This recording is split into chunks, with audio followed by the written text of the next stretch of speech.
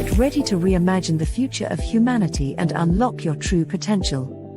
Welcome to Reimagining Humanity's Future and Yours, hosted by Dr. David Gruder, an internationally renowned integrative psychologist, human potential expert, author, and social change catalyst, as he delves into the most urgent issues of our time. With the world facing unprecedented challenges and social and political divides growing deeper, it's time to take action. Each episode of this groundbreaking series will empower you with invaluable insights, strategies, and tools to heal these divisions and restore personal freedom and societal well-being. Whether you're a concerned citizen, a courageous leader, an influential figure, or an ambitious entrepreneur, Reimagining Humanity's Future and Yours will guide you on a transformative journey. Discover your unique role in creating a brighter future for yourself and society at large. Dr. David Gruder will draw upon his extensive knowledge and experience to provide practical solutions for shaping the world we live in. With his passionate exploration of social change, he will help you navigate through the complexities of our time and inspire you to make a meaningful impact. So, prepare yourself for an eye-opening experience as we delve deep into the heart of the matter. Reimagining Humanity's Future and Yours will challenge your perspectives, ignite your imagination, and equip you with the tools you need to reimagine and redefine the world around you. The time to transform our future is now. Join us on this incredible journey and enter a new era of possibility. For more information on Dr. David Gruder and the Reimagining Humanity's Future and Yours, visit www.rhfy.ca. Welcome to Reimagining Humanity's Future and Yours, where together, we create a brighter tomorrow. Now, here is the host of Reimagining Humanity's Future and Yours, Dr. David Gruder.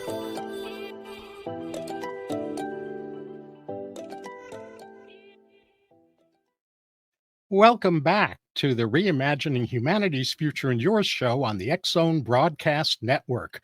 I'm your host, Dr. David Gruder, the polymath of human potential, societal psychotherapist, and futurist, who equips leading-edge leaders, influencers, helping professionals, and you with impactful resilience that makes it possible for humanity's most spiritually elevated future to at last emerge.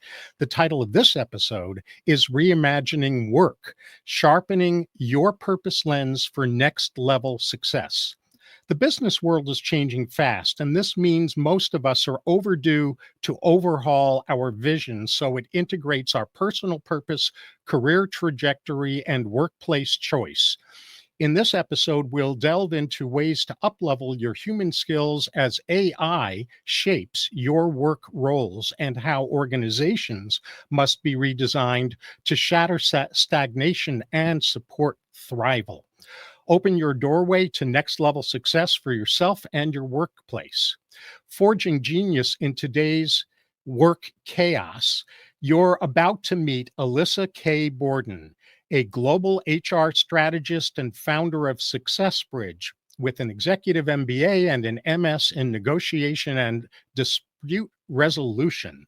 She's a thought and market leader who reimagines talent strategies to elevate resilience amid today's ongoing disruptions to make the ideal workplaces of tomorrow a reality today by blending emerging technology, critical skill building, operational savvy, and financial fluency with strategic workforce expertise and customized talent frameworks. I know that's a mouthful, to boost clarity, speed, and confidence. After having held global leadership roles at respected companies such as Valmont Industries and Union Pacific Railroad, and currently Fontenelle Forest Board of Directors President-elect, Alyssa has the chops to help organizations and individuals build the resilience and growth required to successfully navigate complex business challenges and transformation initiatives. In addition to being a keynote speaker and coach, she provides fractional support to boost momentum when key projects stall. She and I are also fellow members of the C-Suite Network's Thought Council. Yay, Alyssa, welcome to Reimagining Humanity's Future and Yours. Hi, David. Thank you so much for having me. Oh, it's a pleasure. I've been looking forward to this. Me too. And, in this first segment, we'll look at symptoms people experience but might not recognize or clues about confusion about the future of work and the workplace. But first, Alyssa, how did you initially get interested in being an HR strategist who catalyzes next gen workplaces? It came over time. I've always been interested in how systems work and those human components of it and the relationship orientation. So after working in HR for a long time, seeing behind the curtain with the C-suite and also hearing frontline worker challenges, I just found myself thinking, there has to be a better way. We know that there's a better way to overcome some of these challenges that we see repeating themselves in the workplace. And it really was a call to action to me to say, why not me? Why can't I go and help people build those skills, help organizations try something a little different so that we can get in the driver's seat and take ownership for making work what we want it to be? Mm, beautiful. I love that. And I think one of the things that I'm learning about similarities between you and me is that we we see where the gaps are. Yeah. If we look around for solutions and we don't find them, and we're passionate about dealing with those gaps, we find a way to fill them ourselves. And so that's what you've been doing, and I'm delighted. Yeah. So in this first segment, as I mentioned, well, actually, what I'll say for our audience is that in this episode's next segment, we'll get into root causes of what we'll cover during this segment. But first, as I said, what big pain points are employees, managers, and executives aware of having that are connected with being confused about the future of work and the workplace? Yeah, so you'll see it play out in different ways for different people. But a few examples that I've seen are, for instance, structures and policies that restrict people's movement or don't give them the space to experience the things that they want to. So, or are capable of doing. So, a great example would be oftentimes you have job profiles and career ladders that go from bottom to the top. And the way to rise is you must become a manager. Well, when we look at our highly technical people, and that's a growing segment of our workforce, they may really just want to be an expert and grow those technical skills. But because of the structures and processes in place in companies, they have to go become a manager of people. And they may or may not even get the training investment from their company to do that well. When in reality, their skill set and their interest and desire is simply to grow in this technical track. And so there's some arbitrary structures that people will see that will sometimes give them a hint that something isn't working. The other things that I see are, you'll see turnover engagement issues that are consistent and repeatable. So we do an engagement survey and the same things keep bubbling up to the top. I don't have the tools and resources to do my job, or I don't feel like I have internal promotion opportunities. That's another sign that we're in this cycle of non-productive work, and we're not really capitalizing on the human skills inherent in our workforce. Mm, yes, very, very, very articulate and well said. And I agree with you that the traditional structures and policies do restrict people's movement and creativity. My dad, actually, what you were talking about in terms of tech people who might just want to be experts rather than becoming people managers, that was my dad's situation. He was in a corporate setting during his lifetime that was very appreciative of the expertise he brought and his sweet spot, and they kept wanting to promote him beyond where his passions were, and he kept saying no. It was eventually, he became the senior tax counsel for a Fortune 100 corporation, but they wanted him to move up into the C-suite, and he wanted no part of that or of managing or of executive roles. And I bring that up simply because I think that's not unusual. Yeah. You're absolutely right. I'm seeing it a lot. As you know, succession plans are a big part of a business, making sure you have that pipeline and ready talent that can meet the needs of the organization in the future. And as we're seeing more and more of the baby boomer generation retire, you also have Gen Xers coming behind that who have said, I don't want to work until I'm 75 or 80. I want to retire at 55 and go do a gig job. And so even those people who may be in the C-suite now are going to potentially have a shorter tenure. But some of those folks coming behind have repeatedly said, well, I don't want to work that way. I don't want to grind myself to death, in the office every day. It's not worth it. And people are self-selecting out. And yeah, we are finding that a lot. And I'm seeing that now that millennials hold the majority of C-suite, VP, and above jobs, that group is also saying, but I don't want to do it the way you did it. And so I foresee a huge challenge for organizations who aren't able to change the way that they operate to inspire those people to stay and to want to grow into the C-suite as well. Hmm. Yes, that's so right about Gen X having a different life path architecture than the boomers did, or that the greatest generation, the generation before mine, did. And it's really important. And then you also added something a little while ago that I wanted to underline as well, which had to do with the Peter principle, right? Where people are promoted to their highest level of incompetence. And when you have someone who's passionate about their technical expertise, and because of that, they get quote unquote rewarded by Mhm. being promoted into being a manager, they may not want that in the first place, but even worse than that, they're promoted without the skill set, without the capabilities and the capacities, and without the proper training, which basically sets them up to fail in something that they really didn't want to be doing in the first place. I know. It's maddening when you watch it happening. I mean, and the same thing happens with your high performers. This isn't a secret. This is common sense. I think that we've all seen that you get rewarded with more and more and more. So your high performers are burning out. But in the meantime, there's this literal treasure trove of other employees in the organization who aren't being given challenging assignments, who aren't being challenged, who aren't being considered.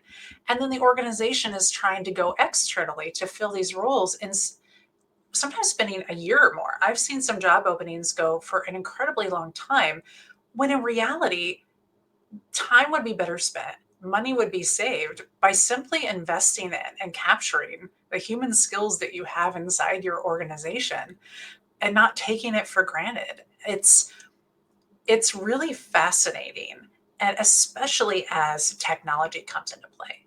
And this may be something that people are seeing too, is organizations don't really know what AI will do. We don't really fully understand what that will look like, but we're investing a lot of these tools because of external market pressure, because of stakeholder pressure, or simply to try to stay competitive. But so we'll spend millions on these implementations, but almost nothing on that phase zero, that people side, and understanding how will people adopt and use these technologies, and then they Mhm. fail. It Yes. and it happens Yes. over and over, and the employees see it. They're like, "Oh gosh, here's another initiative, here's another tool."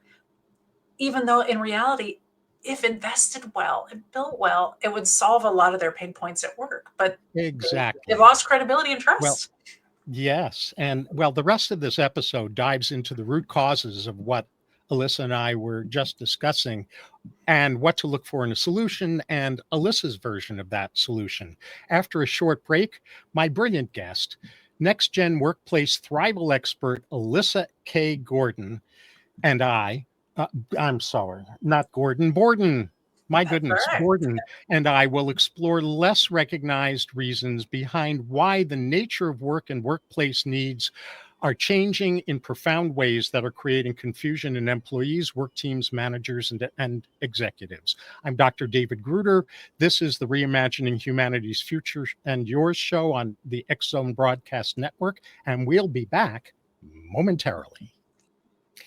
Welcome back. Before the break, my guest, Alyssa K. Borden, told us about symptoms that people experience when they're unclear about the future of work and workplace dynamics. And in this segment, as you already know, we'll delve into under-recognized root causes of work and workplace confusion. So let's dip underneath the symptoms we were talking about. What are those most overlooked root causes? So often I think some of the root causes are really that we're using outdated management practices and organizational structures because they're comfortable and easy and familiar. And they don't fit with the reality of the workplace or the workforce anymore. Spot on. We're using outdated management practices and organizational structures that don't respond to the current climate. So that's one of the root causes. Yeah, absolutely. The challenge is everything. History is a great informer, but it also, we can only use it to inform. It can't predict because the world is constantly changing. Just like as you drive toward the horizon, the landscape around you is always moving. You're moving toward this point always, but it never ends. And so when we think about the talent workplace, we now have an infusion of technology. We have kids who build relationships differently. We have an entire generation now who only knew having technology, and those of us in between who lived in both worlds of analog and digital. But we want to work differently, right? Our parents and the generations before us always wanted what was best for us. And because of that, we have gotten greater work flexibility in many cases. Many workers' benefits and rights have improved, but then others have been lost. And so if organizations can't be more flexible and kind of break some of those internal practices that aren't working, they'll no longer be able to attract and retain and develop the people that they need to be successful. It's kind of a self-fulfilling prophecy when it comes down to it. It's true. It's absolutely true. And this is this is important because a lot of people know that the combination of technology infusion and kids who build relationships differently, a lot of executives in business know that, but they don't know what to do about that. Right. And that confusion is an example of a need for an expertise that often isn't inside the organization, in contrast to what you were saying in the first segment about people in a business being an untapped treasure trove for all kinds of creativity and innovation and expertise. But this is one of those areas where very few organizations have that expertise inside of them. Yes. And I think it's not that they can't have it, it's just that they haven't built the right cultures and norms around it. So that ability to get away from perfectionism and say, this process isn't working, or this goal that I had is reporting red, and here's why. Many organizations have kind of built this perfectionism up inside where we have to analyze. We have to get to a perfect answer. But we all know that the landscape is so dynamic that you can never actually get there. So you could spend 6 years, for example, researching and analyzing, building perfect roadmaps, but the roadmap will always change. And so until organizations can kind of let go and have more of that experimental mindset that's working so well in a lot of the tech firms that are being so successful now, that needs to transfer across industries so that that experimental mindset and that learning mindset can be pushed down to the teams and they feel comfortable taking ownership and trying new things and really using those skills and talents that are being untapped right now. Absolutely. So you just said another marvelous mouthful. I'm going to try to paraphrase for our audience so that this doesn't get lost in the shuffle. Of course, new norms are needed, and one of the things you were just talking about was perfectionism, and one of the forms of perfectionism is analysis paralysis. Yes. And I would suggest that another form that of a problem that's connected to perfectionism is what I call paradigm attachment disorder, where we've got this stuck mindset that prevents innovation from happening.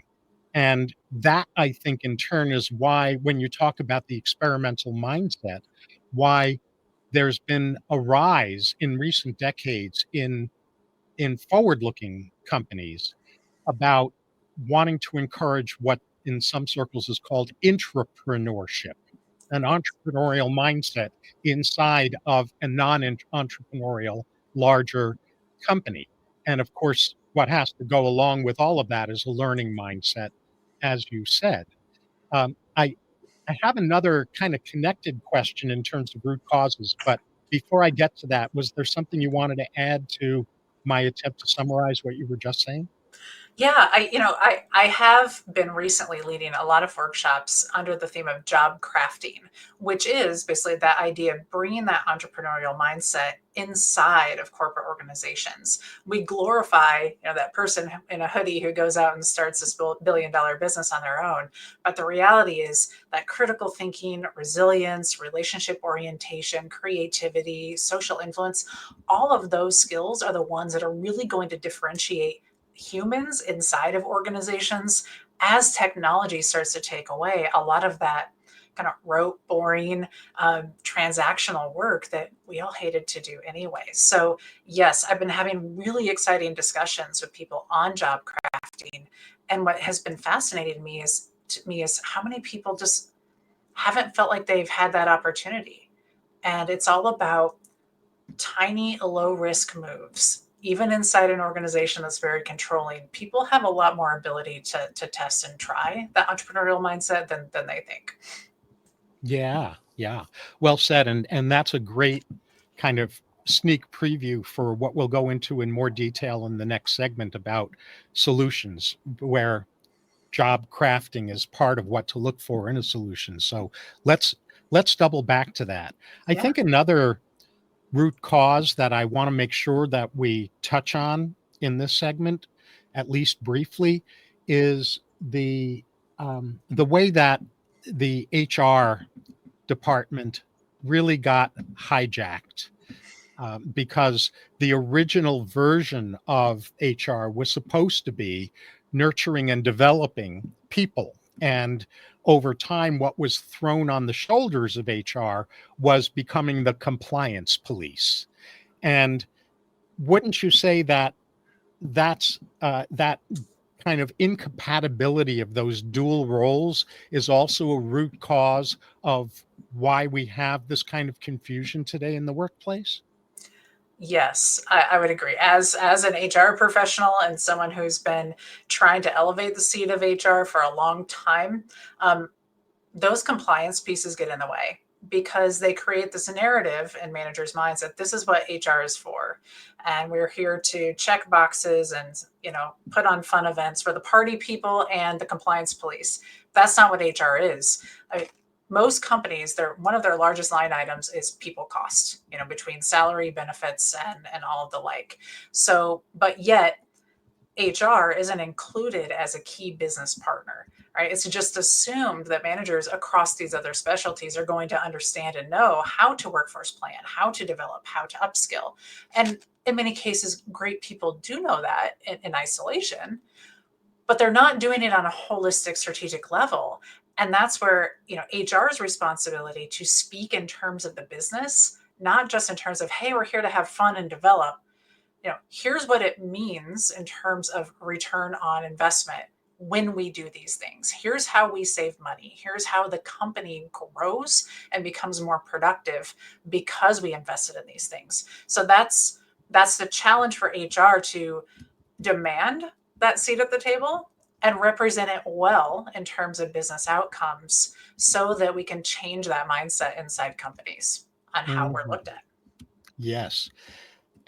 So right. The HR does need to become more business savvy so they can demand a seat at the table.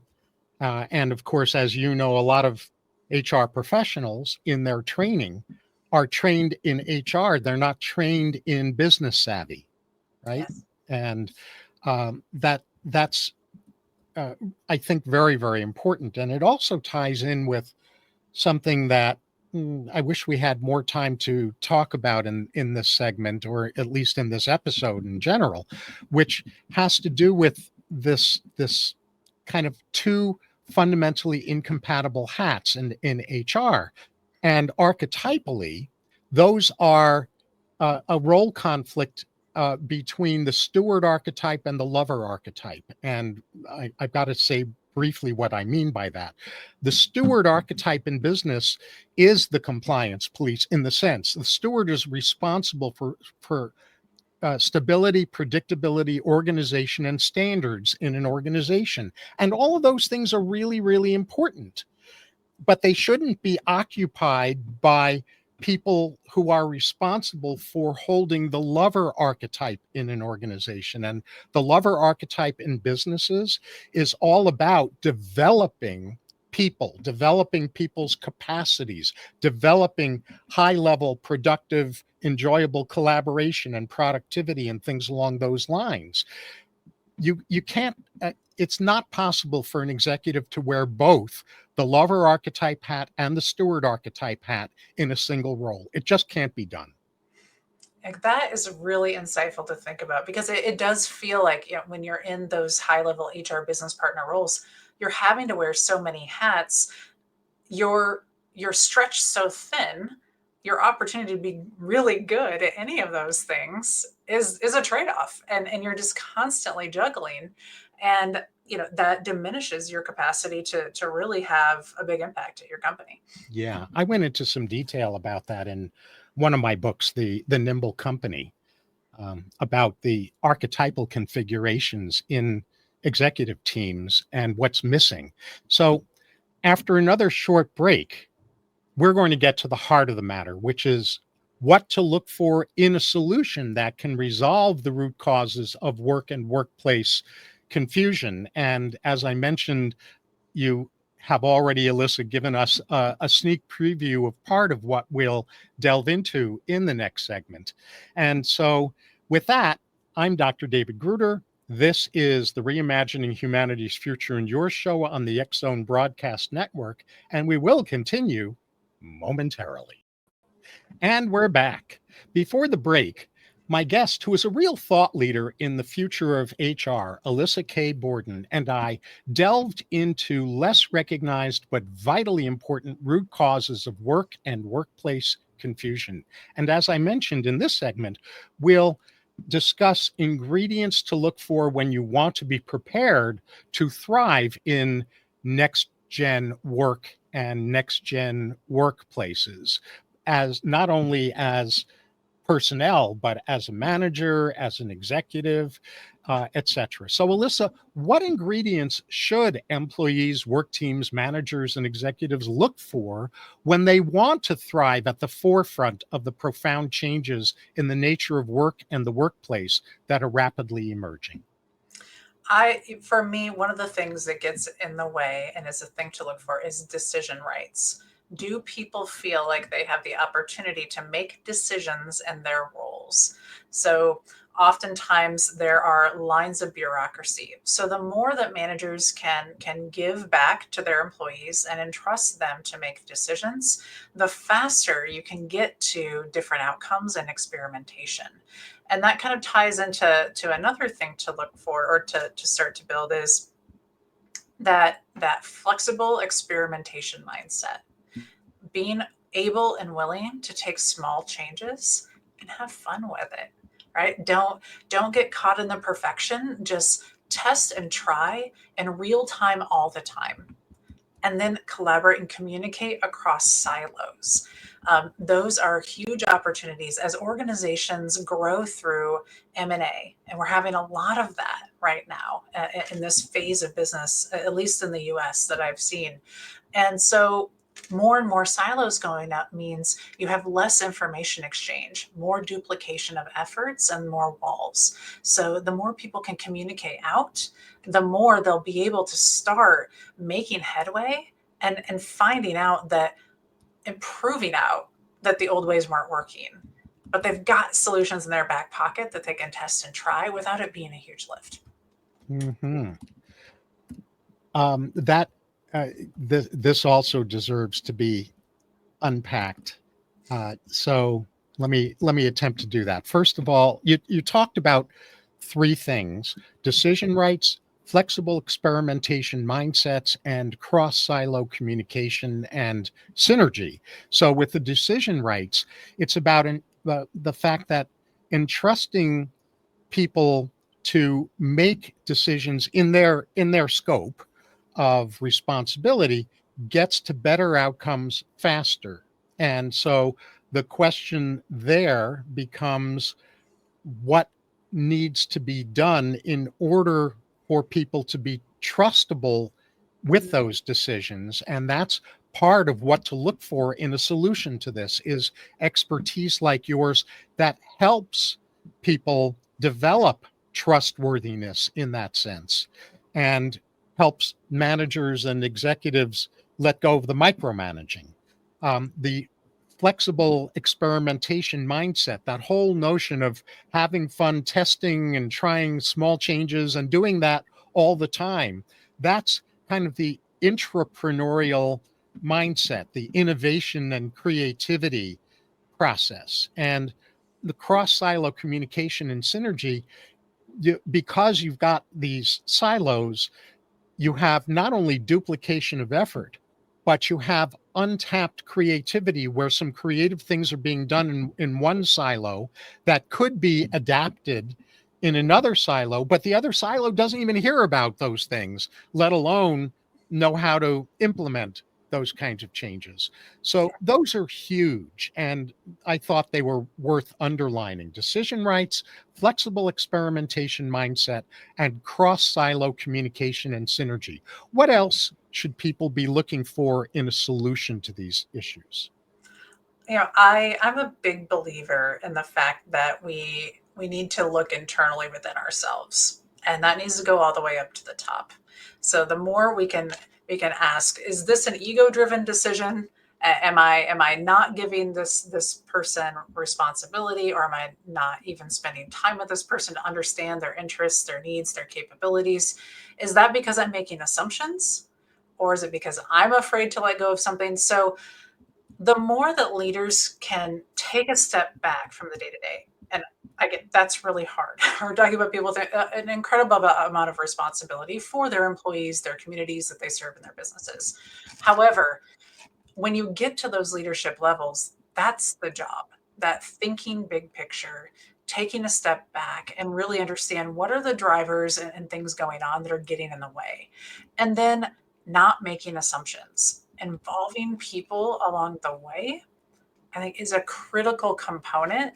And what you'll find is the ideas were already out there. The solutions were already out there. While you were trying to forge it alone in your head, it could have been distributed out had you only communicated. So I think we all need to take a pause and be comfortable, right, having difficult conversations, or what we may define as difficult, but challenging conversations in order to get there.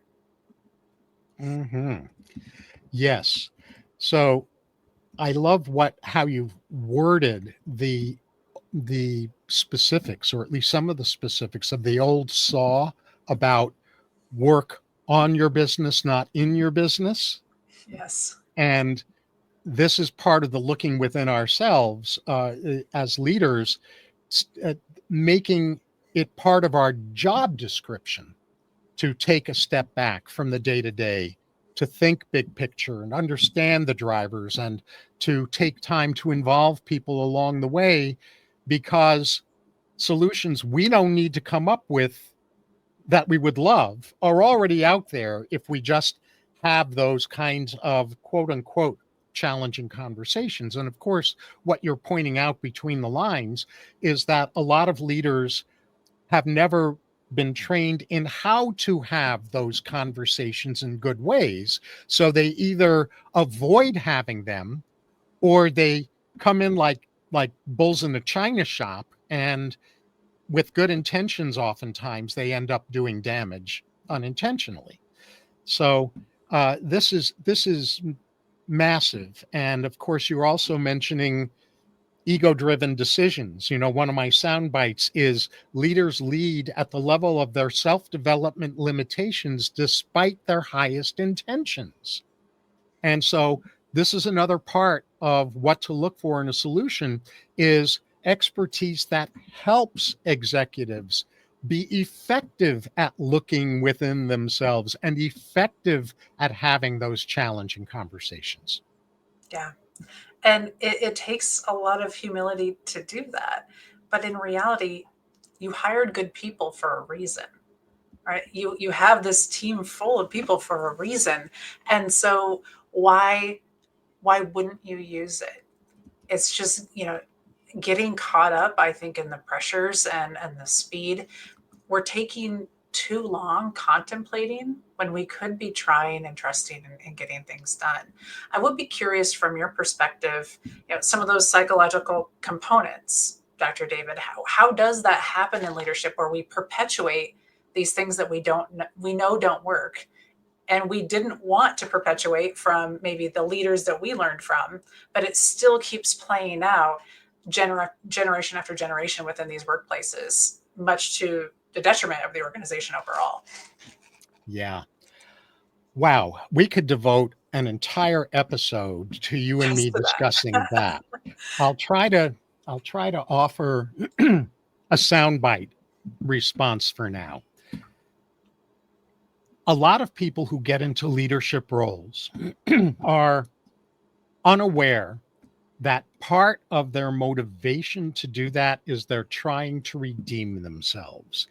That deep inside themselves, they think that something is that they're not deserving of love or connection or validation or even sometimes emotional safety.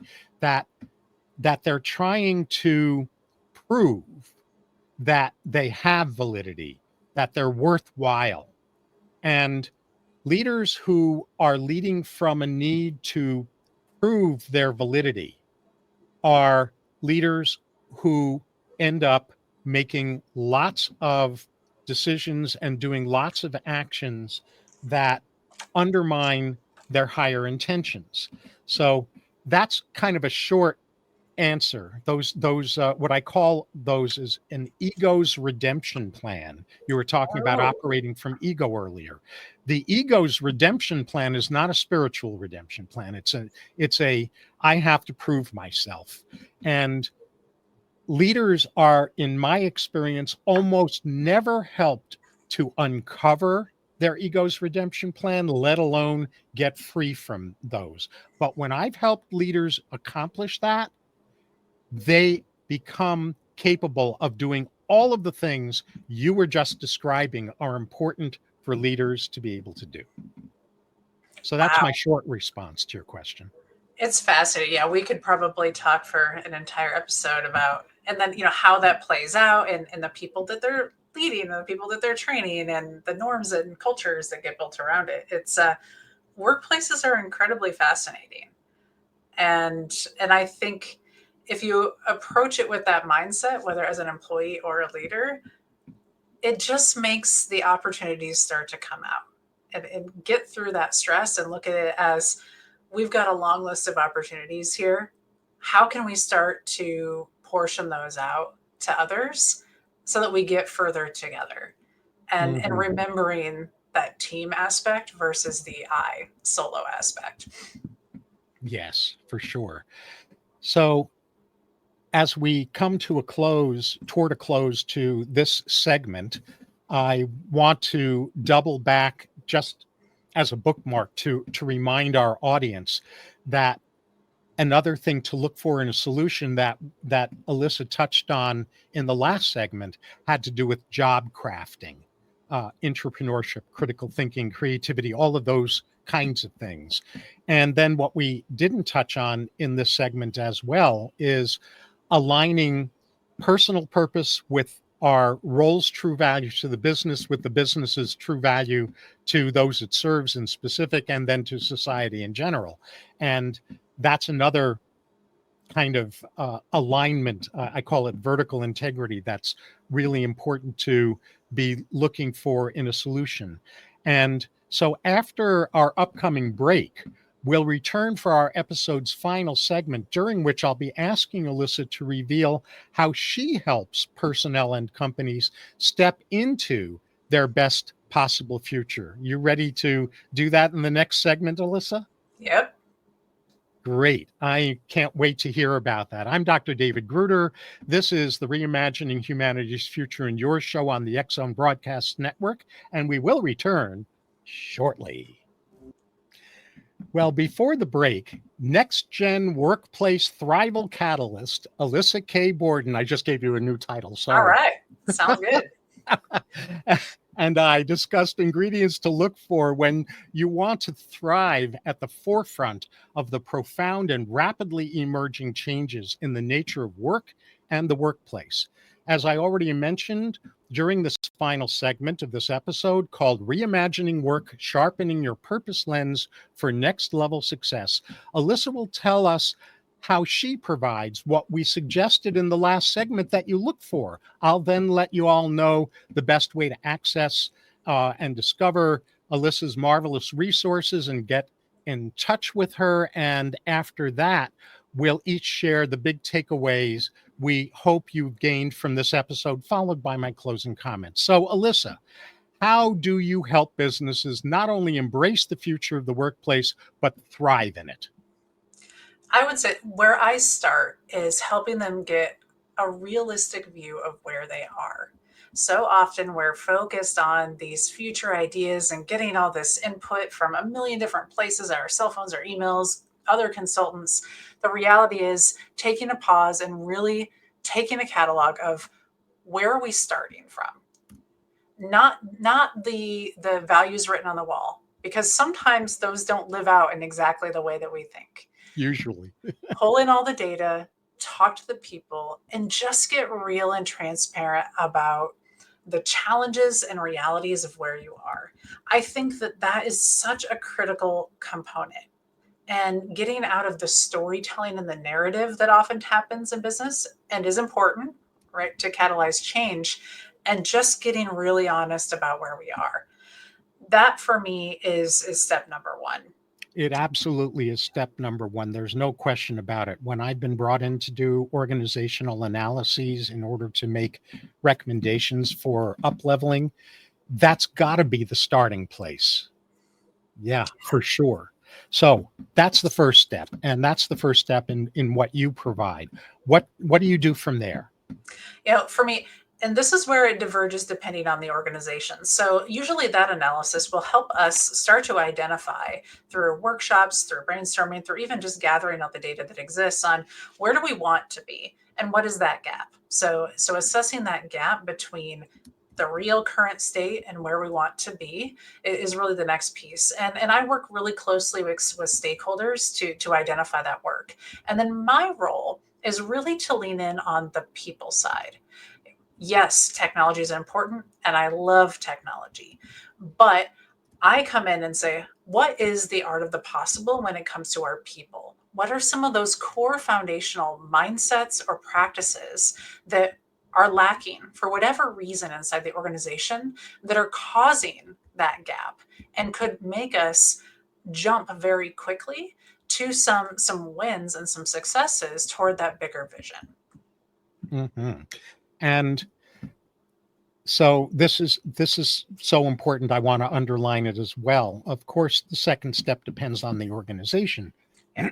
But, like Stephen Covey talks about, begin with the end in mind. Well, that doesn't quite cut it for me. And I'm in inferring from what you're saying, it doesn't quite cut it for you. Begin with the best possible end in mind. Where do you want to be, so that you can identify the gap between now and there? And then the other thing that you mentioned in this second step is about not just leaning into the tech side, but integrating, harmonizing the tech side with the art of the possible from the people side, so that the tech side and the people side aren't competing against each other or canceling each other out or having negative perspectives, but instead it's about harmonizing so that people can perform even more effectively and more enjoyably. Absolutely. And technology will open the doors to that.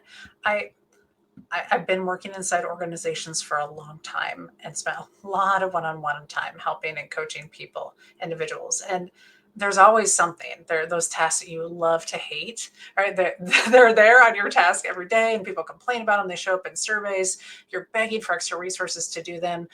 But yet sometimes it feels good on a day when you're just not feeling 100% to just click through those easy things.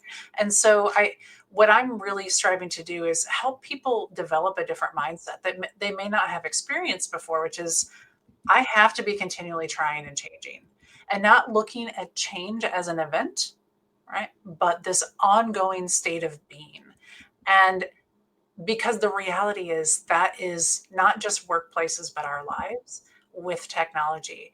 And we have to train that muscle because our natural instinct is to dig in. So a lot of my work is spent capturing internal stories and then helping to apply them to those possibilities for the future so that people can understand and see themselves in it, and then getting them some real tangible skill building. My goal is that I am not at an organization forever. I'm not one of those consultants who wants to embed myself for all time. I don't think that's healthy.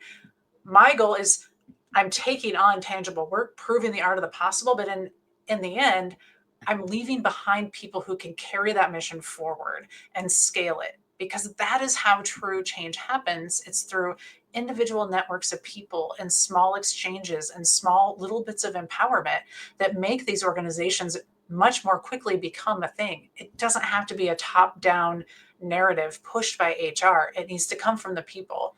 And that's my goal and what I really do. Yeah. It's innovation and productivity collaboration. Yes. Really. Yeah. And so that third step is about developing an up-leveled mindset and skill set, so you can fill the gaps, so you can implement the art of the possible. Yeah, absolutely. And I think that my role is oftentimes to play that challenger mindset. I'm brought in for a reason, right? Something has stalled, or we've been working on this org change for years, or this technology isn't being adopted. These are painful things. Organizations have invested a lot, and they're looking for someone to challenge. Yes. And that's the role that I play within the constraints of the context of the organization.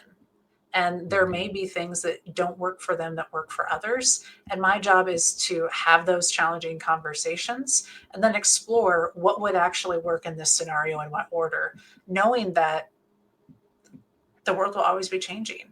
There isn't Right. one right way for anyone. And that is one of my foundational beliefs that I want to ingrain in teams is there is no singular right way. We just need to go and try and trust our people and empower them with the right skills so that they can try. And it'll be amazing the progress that organizations will make when they do it. Mm-hmm. Mm-hmm. Yeah. So, okay. I want to move into our final Okay. part of this segment, but I can't resist saying something about what you just said. Your role is to play the challenger. And with an HR background, that's perfect, because the heart of HR is nurturance. And love has two dimensions: nurturance and challenge. Nurturance without challenge breeds narcissism and entitlement. Challenge without nurturance breeds shame And so with your HR background, your role as a challenger is infused with the energy of nurturance while you're challenging. And that's an unusual skill in my experience. So, and then you also basically, the way I'd soundbite what you were just, the last thing you said was equip, try, and trust. Yes. So uh, what I want all of you to do is to seek Alyssa K. Borden to solve your toughest workforce challenges so that you can make your workplace the ideal version of your workplace a reality. She's the real deal for innovative talent strategies boosting next level success.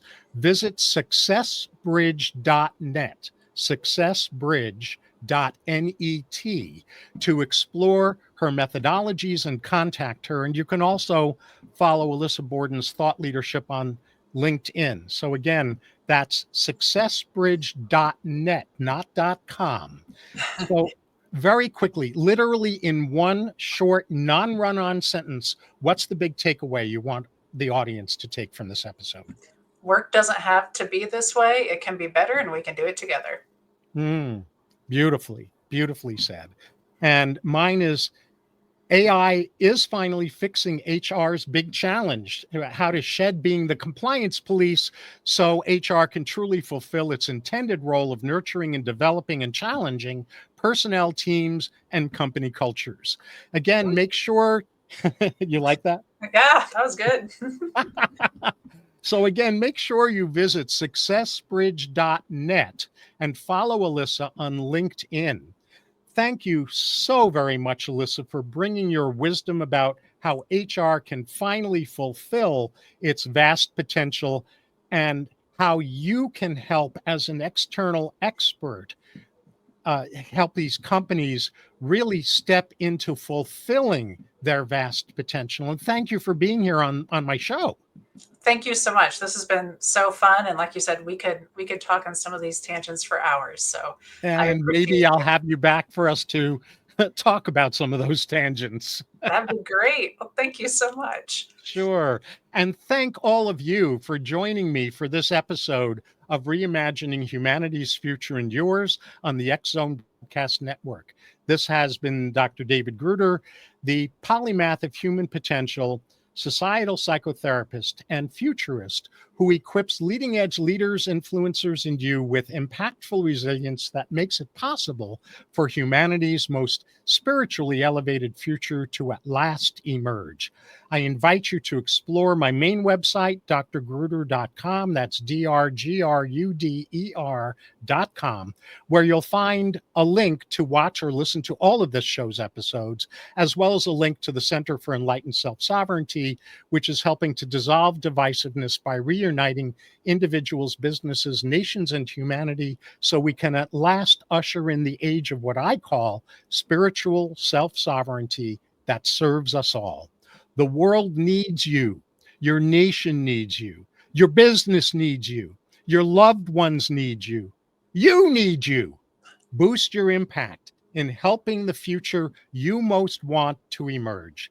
I enthusiastically invite you to tune in next time for another spellbusting, uplifting, and actionable episode on how together we can and will build a better future for ourselves and for humanity.